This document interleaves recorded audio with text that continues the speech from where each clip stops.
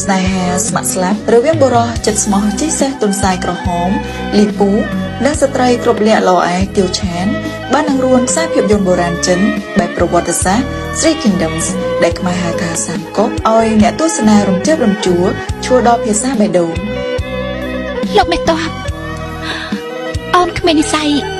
រស់ជាមួយបងតែសុំស្លាប់ជាមួយបង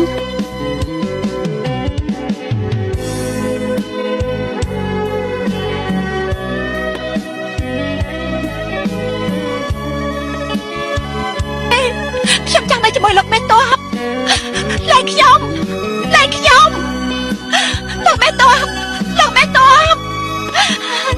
ខ្ញុំចង់នៅជាមួយលោកមេតបទៀវឆានលីពូបងលែងខ្ញុំមួយជីវិតនេះស្កប់ស្កល់ហើយលែងខ្ញុំ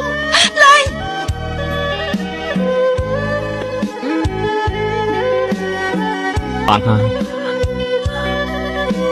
ចាំជាតិក្រោយចាំជួបគ្នាចុះបាញ់ព្រួយ